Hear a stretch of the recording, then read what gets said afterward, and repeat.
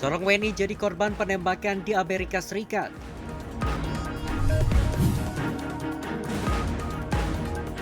Penjualan tiket kereta libur Natal Tahun Baru alami peningkatan.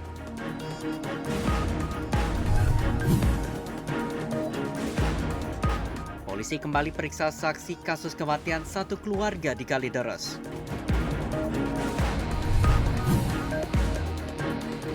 Lihat keindahan patung Liberty, ikon khas negeri Paman Sam.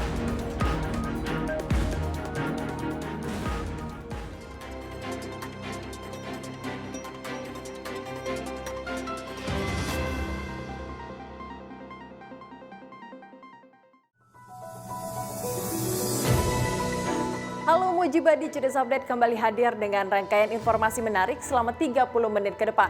Bersama saya Hanisa Sandi dan inilah Judis Update selengkapnya. Beragam peristiwa terjadi sepanjang hari yang seringkali luput dari perhatian Anda. Berikut kami sajikan rangkumannya untuk Anda.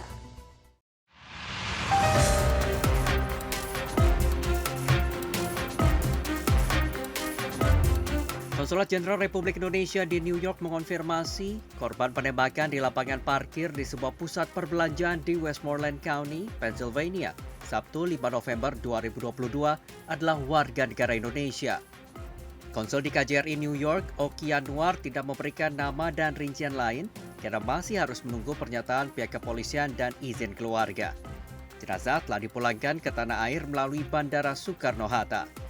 Sejumlah media lokal di Amerika memberitakan insiden penembakan terjadi di lapangan parkir pusat perbelanjaan Lowe's di Ross Traver Square, Westmoreland County, Pennsylvania. Penembakan terjadi sekitar pukul 7.20 malam waktu setempat. Kepala Kepolisian Westmoreland County, John Kreisner, tidak banyak berkomentar tentang penyelidikan ini karena terbatasnya informasi. Sementara kantor jaksa Westmoreland County mengatakan satu orang tersangka telah ditangkap Minggu 6 November 2022 malam. Meski telah ditahan, identitas tersangka belum dirilis. Penyelidikan sementara menunjukkan ini merupakan serangan terisolasi yang menarget korban.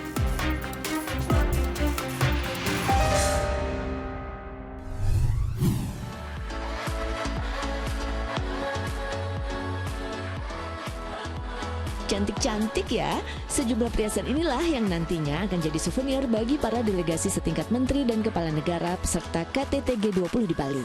Cincin, gelang hingga kalung berbahan kuningan ini didesain khusus hasil arahan kurator.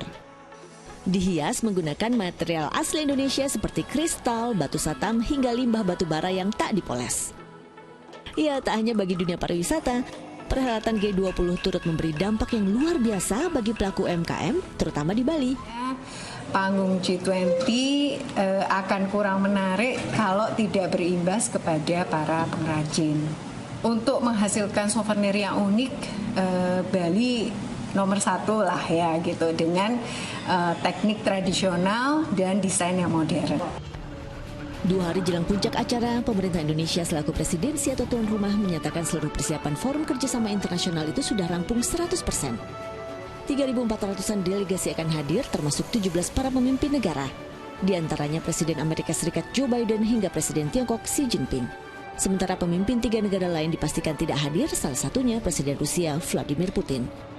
Untuk memperlancar aktivitas acara, pemerintah Kota Denpasar menerapkan 100% WFH atau bekerja dari rumah, termasuk sekolah via daring bagi para pelajar hingga 17 November.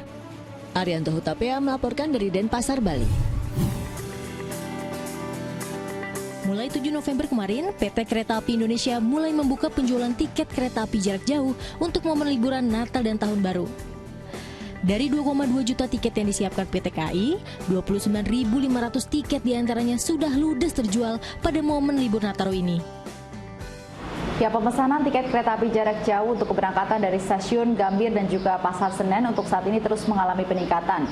Kalau kita melihat dengan aturan yang terbaru, pemesanan tiket sudah bisa dilakukan 45 hari sebelum jadwal keberangkatan atau H-45. Pembelian tiket secara online dirasa praktis oleh penumpang yang akan memesan. Ada lebih simpel, lebih mudah juga. Nah, terus gimana dengan peraturan KAI? Sekarang pemesanannya H-45 untuk libur Natal dan Tahun Baru. Jadi lebih punya waktu lebih lama ya Mbak, gitu sih.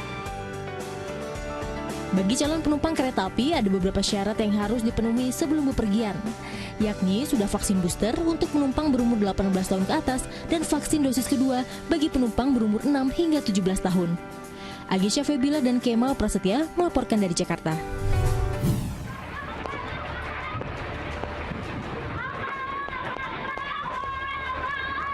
Sejumlah warga panik begitu mengetahui angin puting beliung datang. Di tengah hujan lebat disertai angin kencang yang melanda desa Situsari, Kecamatan Dharma, Kuningan, Jawa Barat.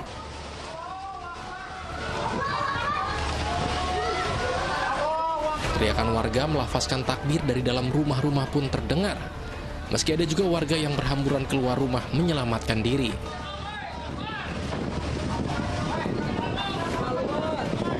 Sabtu pagi diketahui sedikitnya 11 bangunan mengalami kerusakan. Sebagian akibat atap rumah diterbangkan angin. Menimpa yang lebih parah itu balai desa. Yang sebagian berarti rumah warga 11 titik. Cuma ya dibilangnya apa? Ringan, nggak terlalu berat. Yang paling berat itu balai desa. Lihat. Gitu. Kencang atau gimana anginnya, Bu? Apa? Anginnya kencang atau kayak gimana? Kencang, gitu. Muter. Lagi ya. Waktu itu Ibu lagi di dalam apa di luar, Bu? Lagi di dalam adan, Ibu. Oh, takut itu Ibu ya? Ya, takut. Tapi keluarga selamat semua, Bu? Selamat, alhamdulillah. Beruntung tidak ada korban jiwa maupun luka dalam bencana tersebut. Pihak pemerintah desa Situsari telah melaporkan kejadian ini ke BPBD Kuningan untuk ditindaklanjuti. Warga berharap ada bantuan dari pihak terkait untuk memperbaiki rumah-rumah yang rusak. Agun Gunawan melaporkan dari Kuningan, Jawa Barat. Setelah melakukan pencarian selama 2 hari, tim gabungan akhirnya menemukan jenazah 3 korban tewas akibat tertimbun tanah longsor di Desa Siharbangan, Kecamatan Barututara, Kabupaten Tapanuli Tengah.